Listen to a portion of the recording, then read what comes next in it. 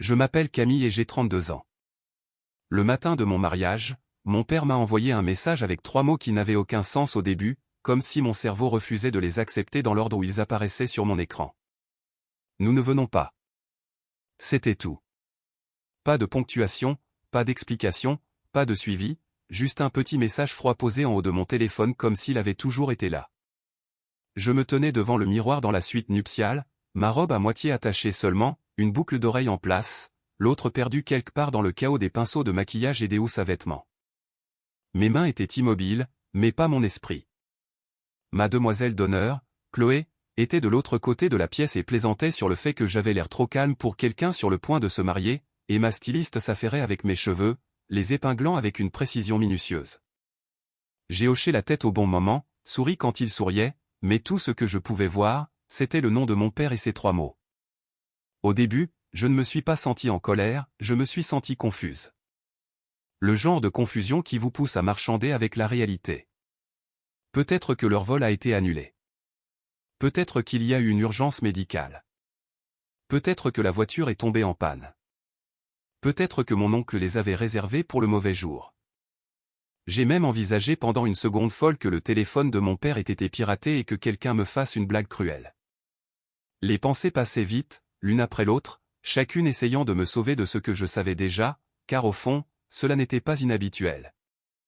En grandissant, ma famille s'était spécialisée dans les rejets directs, anniversaires oubliés, réussites reconnues par des demi-sourires et de rapides changements de sujet. J'ai appris très tôt que l'affection était conditionnelle, que les éloges étaient quelque chose que l'on gagnait en étant utile. Pourtant, c'était le jour de mon mariage, et une partie de moi, têtue et pleine d'espoir, attendait un autre message, quelque chose qui adoucirait les choses, quelque chose qui l'expliquerait. Il n'est pas venu. Et puis j'ai commis l'erreur d'ouvrir Instagram. La première publication en haut de mon fil d'actualité était de mon oncle Didier. Une photo si lumineuse et si nette qu'elle aurait pu faire partie d'une publicité pour un voyage de luxe, un yacht blanc brillant ancré au large de la Côte d'Azur. L'eau était si bleue qu'elle paraissait irréelle. La lumière du soleil frappait les vagues comme du verre, et le ciel était de cette teinte parfaite de carte postale qui vous donne l'impression de regarder quelque chose de mis en scène. Et ils étaient là, mon père à la proue avec une flûte de champagne, des lunettes de soleil, une posture décontractée comme s'il était la star d'une vie que les gens avaient toujours été censés envier. Ma mère à côté de lui, avec un chapeau à large bord, riant trop fort. Mes sœurs en robe d'été assorties, leurs cheveux flottant dans la brise comme si elles s'étaient coordonnées. Les cousins se prélassant sur le pont, bouteilles levées, sourire large, chacun d'eux rayonnant, sans la moindre trace de culpabilité anywhere on interface. La légende m'a figé sur place, enfin libéré du drame. Pas de hashtag, pas de contexte, juste une déclaration publique qu'ils étaient heureux d'être n'importe où sauf ici. Heureux d'être loin de mon mariage, loin de moi. Comme si ma vie, mon amour, mon mariage était un fardeau auquel ils avaient échappé. Ma gorge s'est serrée si fort que j'avais l'impression de ne plus pouvoir avaler. J'ai fixé cette publication pendant une minute entière avant de réaliser que ma mâchoire me faisait mal à force de serrer les dents. Il n'y avait pas d'urgence, pas de crise inattendue, pas de « nous avons essayé ». Ils avaient fait un choix. Et puis ils avaient célébré ce choix publiquement, comme si le fait de manquer mon mariage était une sorte de victoire. À l'extérieur de la suite, j'entendais le faible bourdonnement des invités qui arrivaient, le photographe appelant les noms pour les photos avant la cérémonie, les talons de la coordinatrice du lieu cliquetant dans le couloir. Quelqu'un riant de cette manière joyeuse et excitée que les gens ont quand ils croient encore que la journée est simple. Chloé a frappé à la porte de la salle de bain et m'a demandé si j'étais prête. Je lui ai dit que j'avais juste besoin d'une minute. Je ne lui ai pas dit pourquoi. Je ne voulais pas de pitié. Je ne voulais pas de scène. Je ne voulais pas que mon mari, Julien, ait apporté la cruauté de ma famille sur ses épaules avant même que nous ayons prononcé nos vœux. Alors, j'ai fait ce que j'ai toujours fait, j'ai ravalé tout ça. J'ai rangé mon téléphone. Je suis sorti de cette suite la tête haute. J'ai souri pour les photos. J'ai salué les parents de Julien et j'ai accepté leur chaleur comme la lumière du soleil. J'ai ri quand quelqu'un a fait une blague. Personne n'aurait pu deviner que seulement 1 heure plus tôt, j'avais regardé la preuve que toute ma lignée avait décidé de porter un toast à mon absence depuis l'autre bout du monde. La cérémonie est passée dans un flou. J'ai entendu ma propre voix prononcer les vœux, senti les mains de Julien trembler légèrement tandis qu'il tenait les miennes, vu les larmes dans les yeux de sa mère, et pendant un moment, j'ai failli me laisser sombrer dans la beauté de l'instant. Mais mon esprit continuait de se scinder en deux, une partie de moi se tenait à l'hôtel, l'autre partie était piégée sur ce yacht, rejouant la légende encore et encore, enfin, libérée du drame. Ce n'était pas anodin, c'était un message, le genre que l'on publie quand on veut que les gens sachent exactement de qui on parle sans prononcer leur nom. Ils avaient transformé mon mariage en une célébration de mon exclusion. Et le plus cruel, c'était à quel point cela m'était familier.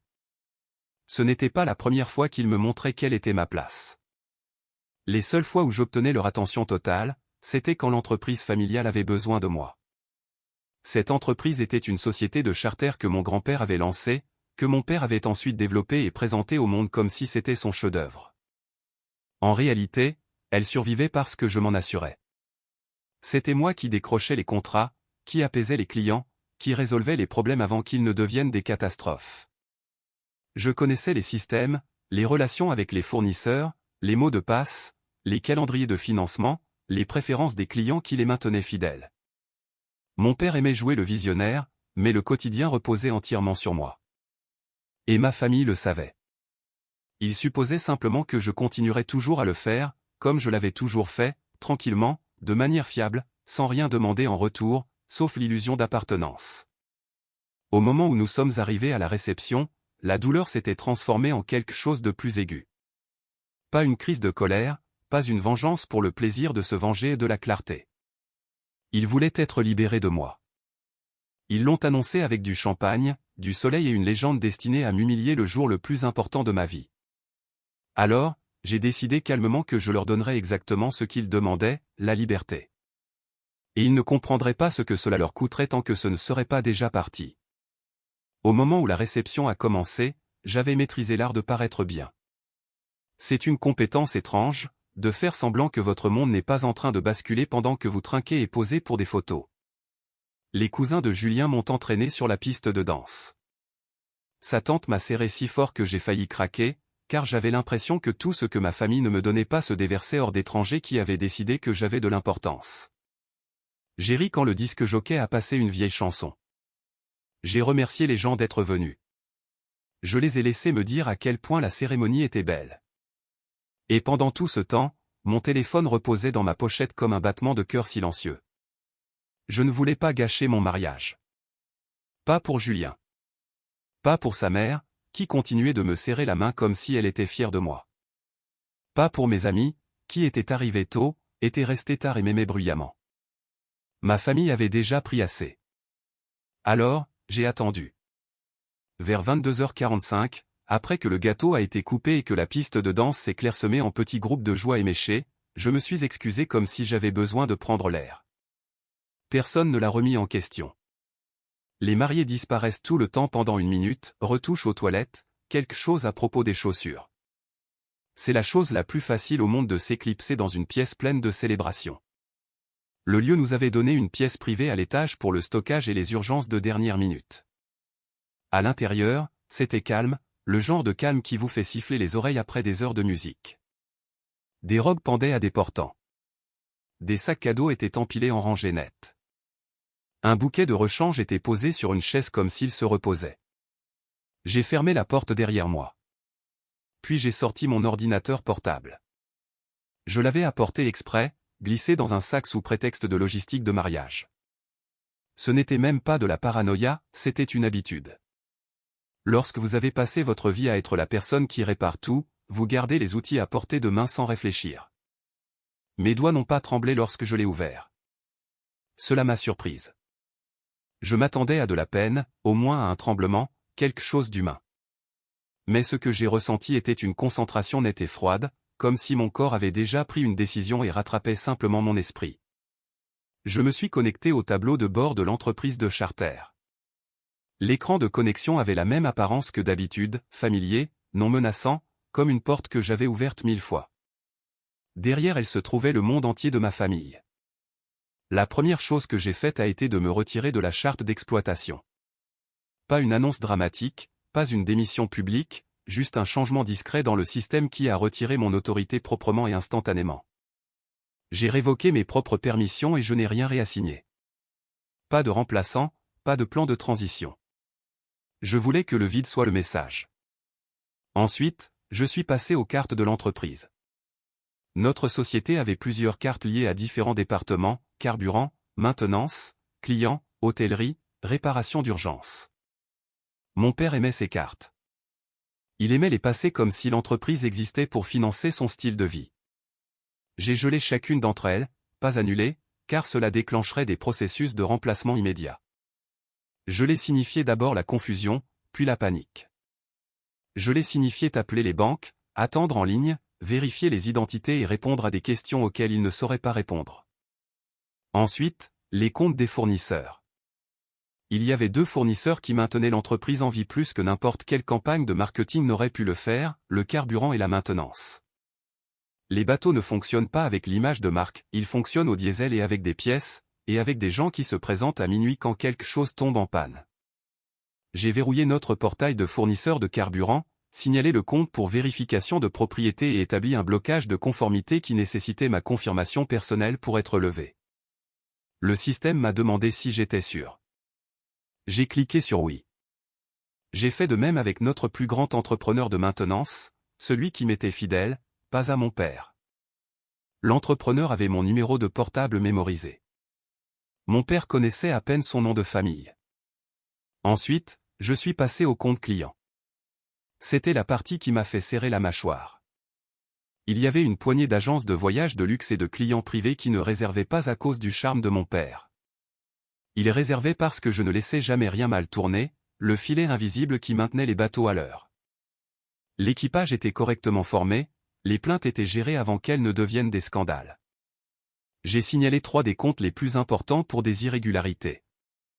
Pas assez pour accuser qui que ce soit de fraude directement, juste assez pour déclencher un examen, assez pour geler l'activité jusqu'à ce qu'un responsable de la conformité l'autorise, assez pour bloquer les réservations dans la fenêtre exacte sur laquelle mon père compterait pour la trésorerie.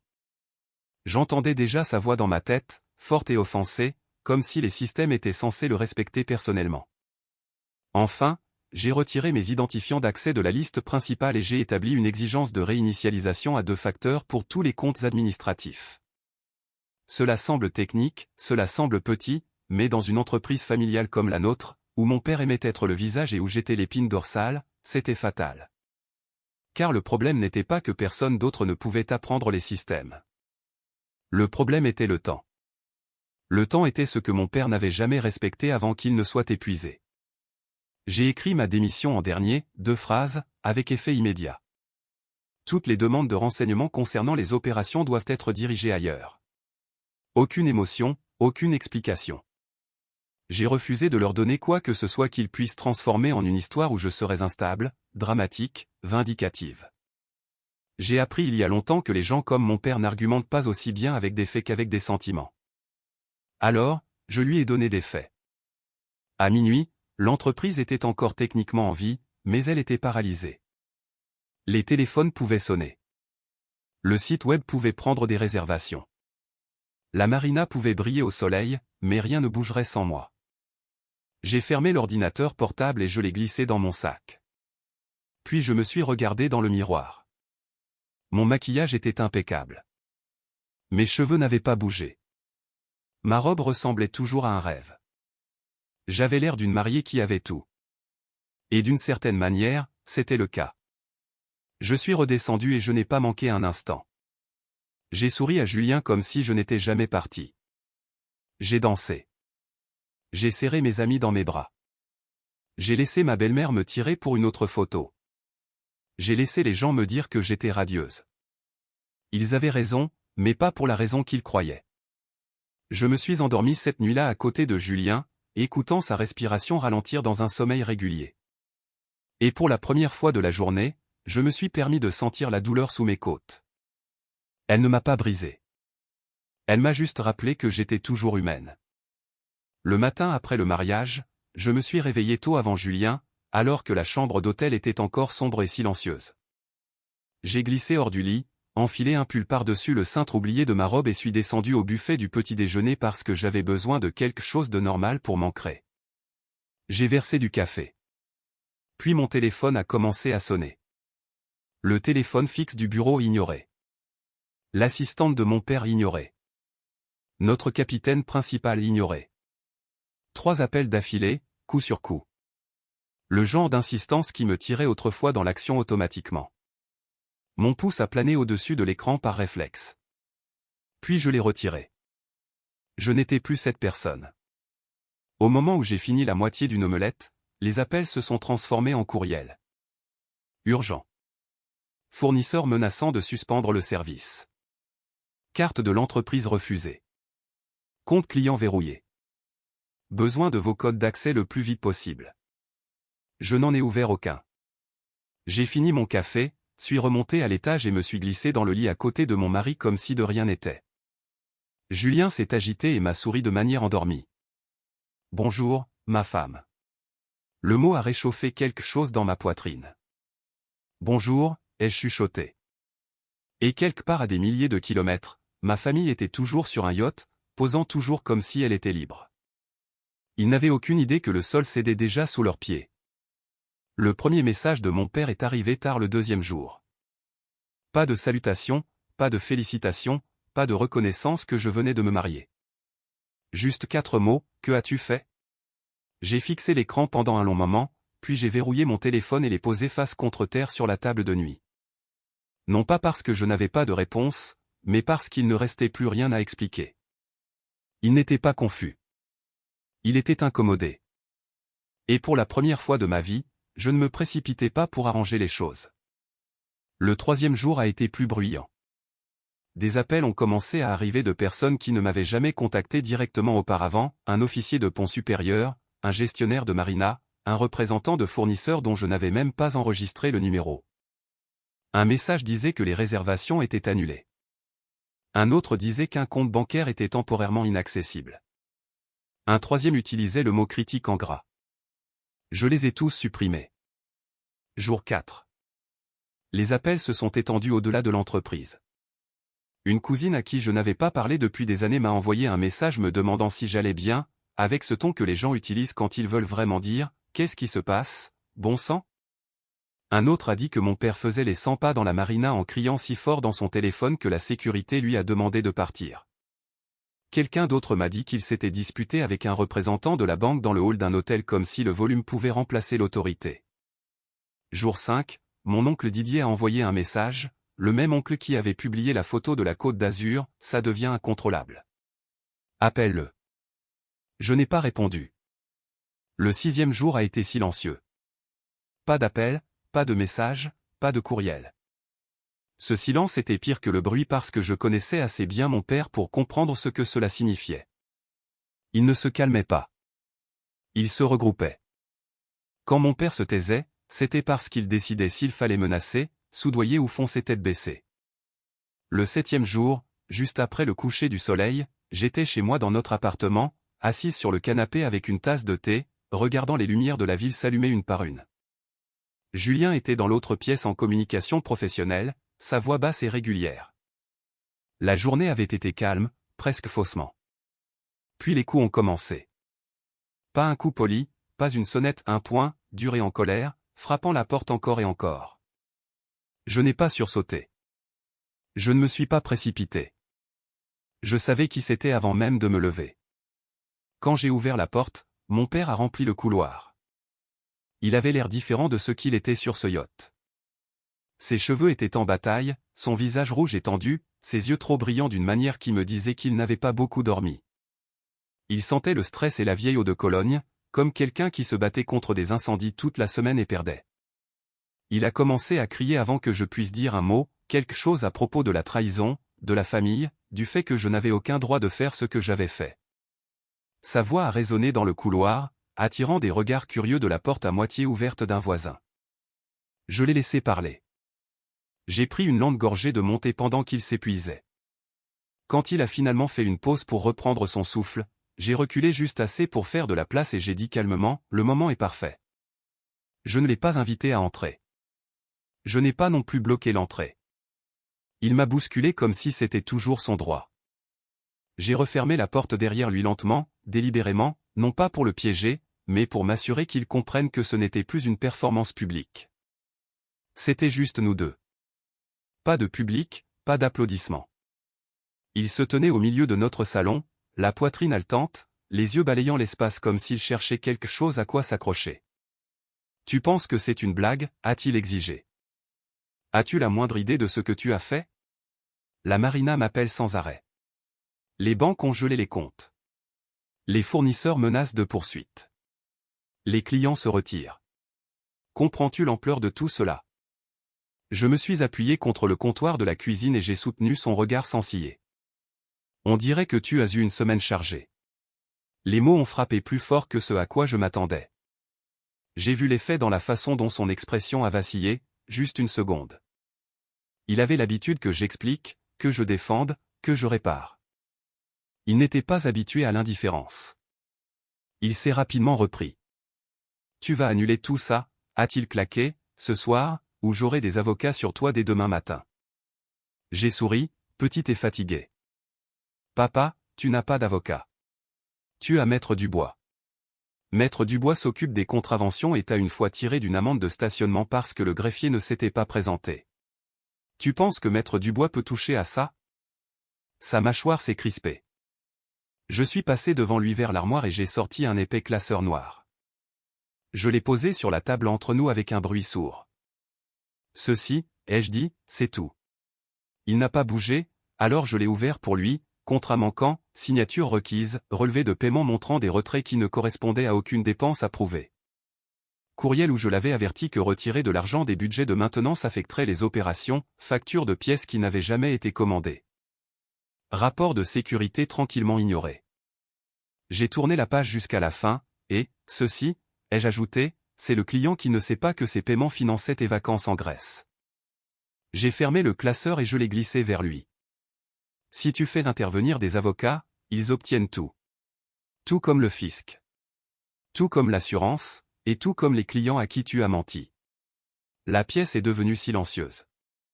Il n'était pas mon père à cet instant. Il n'était qu'un homme acculé par sa propre arrogance. « Tu es toujours ma fille » a-t-il dit finalement, comme si ce mot avait encore du poids. J'ai secoué la tête. Pas de la manière dont tu l'entends. C'est là qu'il a plongé la main dans sa veste et en a sorti une enveloppe. Il l'a glissée sur la table. À l'intérieur se trouvait un chèque à mon nom. Le montant était important, intentionnellement. Assez grand pour acheter le silence. Assez grand pour effacer la mémoire. Assez grand pour faire hésiter la plupart des gens. 500 000 €. Tu prends ça, a-t-il dit, la voix basse. Et tu t'en vas. Nous oublions que cela est arrivé. J'ai fixé le chèque pendant un long moment, non pas parce que je le voulais, mais parce que je voulais qu'il le pense. Puis je l'ai repoussé vers lui. Tu m'as appris quelque chose, ai-je dit doucement. Tu m'as appris exactement combien tu penses que je vaux. C'est là que je l'ai vu. La peur. Une peur réelle, vacillant derrière ses yeux pour la première fois de ma vie. 2 jours après qu'il est sorti de mon appartement, l'acte final a commencé. Et cette fois, ce n'était pas moi qui agissais. C'était la vérité qui faisait surface d'elle-même. 2 jours après que mon père a quitté mon appartement, l'histoire qu'il racontait a finalement rencontré le genre de public auquel elle ne pouvait pas survivre. Le premier appel n'est pas venu à moi. Il est venu à lui. Une agence de voyage de luxe qui représentait un pourcentage terrifiant de nos réservations annuelles a publié une déclaration publique tôt ce matin-là. Elle mettait fin à son contrat avec effet immédiat et engageait des poursuites judiciaires pour rupture de contrat et détournement de fonds. Le langage était précis, stérile et dévastateur. Ce n'était pas émotionnel. C'était factuel. Et il faisait référence à une documentation que je connaissais par cœur parce que j'avais été celle qui l'avait compilée discrètement pendant des années, me disant que j'étais juste responsable, juste en train de protéger l'entreprise d'elle-même. À midi, la marina bourdonnait. Un journaliste qui couvrait l'industrie maritime depuis plus longtemps que je n'étais en vie a publié un article qui ne nommait pas directement mon père, mais n'en avait pas besoin. Il décrivait des années de dossiers de maintenance incohérents, de raccourcis en matière de sécurité et d'irrégularités financières liées à une société de charter qui avait grandi trop vite et avait été gérée trop lâchement. Quiconque était dans le métier savait exactement de qui il s'agissait. L'article s'est répandu rapidement, passant de quai en bureau avec le genre de fascination sinistre réservé aux effondrements publics. Puis les assureurs sont intervenus. 2 transporteurs distincts ont gelé la couverture en attendant un examen. Les bateaux sans assurance ne naviguent pas. C'est aussi simple que cela. À la fin de la journée, la flotte était immobilisée, amarrée, inactive. Des sculptures coûteuses attachées à la marina comme des pièces de musée. Au 3e jour, le fisc a ouvert une enquête officielle. Au 4e jour, le nom de l'entreprise était évoqué au passé. Mon père a essayé de faire passer cela pour du sabotage. Il a dit à quiconque voulait l'entendre que j'avais détruit l'entreprise par vengeance, que j'avais gelé les comptes et volé en partant. Cela aurait pu marcher une fois. Il avait réécrit l'histoire. Mais cette fois, la vérité avait des documents, des horodatages et des témoins qui étaient fatigués de le couvrir. Quelqu'un au sein de l'entreprise, quelqu'un que j'avais protégé plus d'une fois, a décidé d'arrêter de se taire. Ils ont divulgué des courriels, des journaux de maintenance, des pistes de paiement, pas mon classeur, mais des échos de celui-ci. Assez pour montrer un schéma. Assez pour prouver que ce qui se passait maintenant n'était pas une crise de colère. C'était un règlement de compte. En 72 heures, la société de charter était un cadavre. La marina a retiré nos droits d'amarrage. Les fournisseurs sont partis. Les clients ont annulé. L'équipage s'est dispersé chez des concurrents qui attendaient la chute. Les bateaux restaient immobiles, leurs amarres grinçant au vent, la peinture captant le soleil comme si de rien n'était, alors que tout pourrissait en dessous. Je n'ai pas célébré. Je n'ai pas pleuré. Ce que j'ai ressenti était de la clarté. J'ai envoyé un dernier courriel au conseil d'administration pour rompre officiellement ma position, puis j'ai supprimé tous les comptes d'entreprise auxquels j'avais encore accès. Je n'ai pas laissé d'adresse de réexpédition. Je n'ai pas proposé de conseil. Je n'ai pas expliqué. J'avais fini d'être l'épine dorsale d'un corps qui n'arrêtait pas d'essayer de se briser le cou. Julien et moi avons fait une seule valise chacun. J'ai réservé un billet aller simple pour une ville côtière en Bretagne. Le genre d'endroit où la marina comptait, mais où personne ne se souciait de quel nom de famille était peint sur la coque, où les gens vous jugeaient sur le fait que vous arriviez à l'heure et teniez parole, et non sur votre héritage. Nous sommes partis tranquillement. 6 mois se sont écoulés avant que je revoie mon père. À ce moment-là, ma vie s'était simplifiée d'une manière que je ne savais pas possible. Je travaillais comme consultante pour de petites sociétés de charters indépendantes, assez d'argent pour vivre confortablement. Pas de théâtre, pas de faux-semblants. Mon matin a commencé avec un café sur un balcon donnant sur un port où les drisses cliquetaient doucement contre les mâts. Pas d'appels urgents, pas de crise déguisée en test de loyauté. Ce matin-là ressemblait à n'importe quel autre.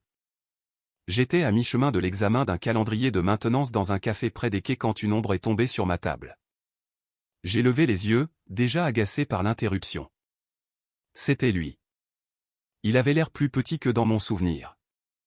Son costume était cher mais mal ajusté, comme s'il appartenait à un homme qui avait perdu du poids trop rapidement. Ses cheveux étaient plus fins, ses yeux fatigués d'une manière que je n'avais jamais vue auparavant, dépouillés de la confiance qui remplissait autrefois chaque pièce où il entrait. « Camille » a-t-il dit. Juste mon nom, pas de colère, pas d'autorité.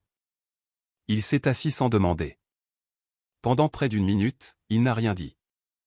Il a regardé les bateaux dans le port, les observant glisser à l'intérieur et à l'extérieur comme s'il se moquait de lui. Je pouvais voir les souvenirs vaciller sur son visage, une époque où il croyait que l'eau lui appartenait. « J'ai tout perdu » a-t-il dit finalement. J'ai hoché la tête une fois. Je sais. Il m'a regardé alors. Il a vraiment regardé comme s'il cherchait une faille, un moyen de revenir. Je pensais que peut-être nous pourrions arranger les choses. Recommencer. Il y eut un temps où ces mots m'auraient défaite. Mais cette femme avait disparu. Tu as brûlé tous les ponts, ai-je dit. Ensuite, tu as pris un yacht pour la Côte d'Azur et tu as porté un toast aux cendres. La réplique l'a atteint. J'ai vu l'effet dans ses épaules, dans la façon dont sa bouche se serrait. Il n'a pas argumenté. Il ne s'est pas défendu. Il a juste regardé le port comme si c'était le dernier endroit où il se souvenait de s'être senti puissant. Quand il s'est levé, il paraissait plus vieux que son âge. Il n'a pas tendu la main. Je ne l'ai pas fait non plus. Il est parti, se fondant dans la foule de touristes jusqu'à ce qu'il disparaisse complètement. Je suis retourné à mon café. Le soleil était chaud. La brise sentait le sel et le diesel. Et pour la première fois depuis des années, ma poitrine était légère. Je pensais que c'était fini. J'avais tort.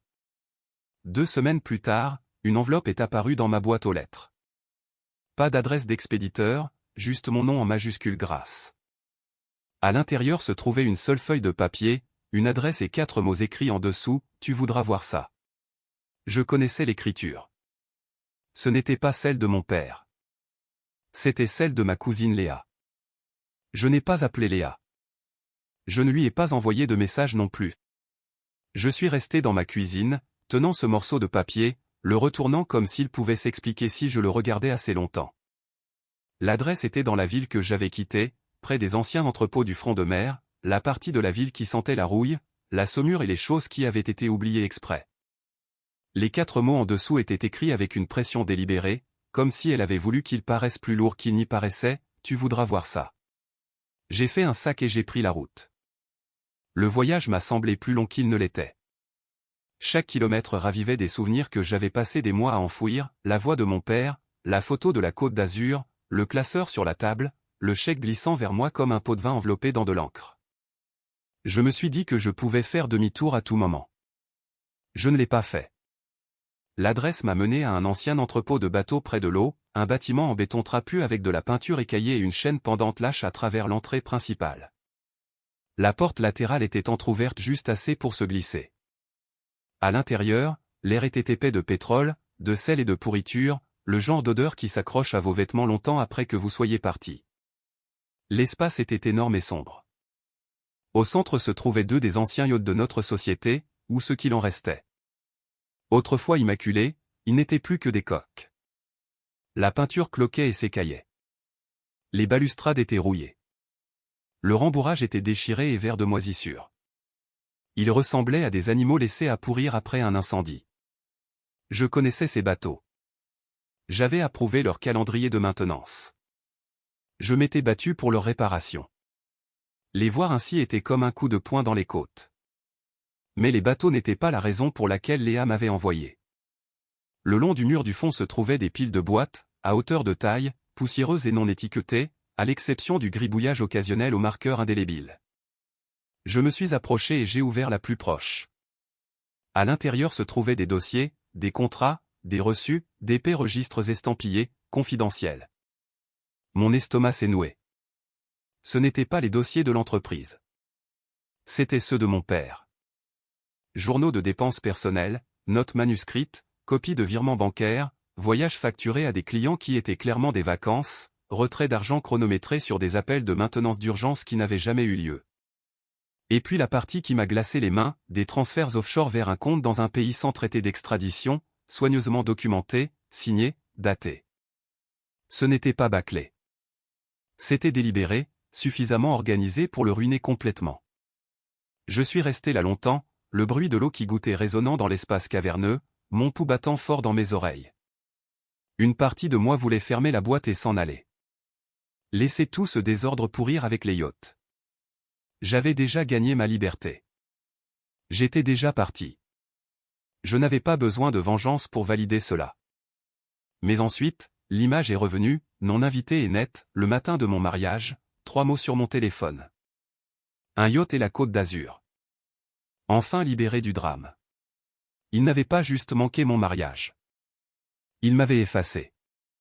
Léa est sortie des ombres à ce moment-là, l'air plus petite que dans mon souvenir, plus âgée d'une certaine manière. Elle n'a pas souri. Je ne pouvais pas continuer à faire semblant de ne pas savoir, a-t-elle dit doucement. Il l'a caché ici parce qu'il pensait que personne ne regarderait jamais. Pourquoi me l'envoyer, ai-je demandé.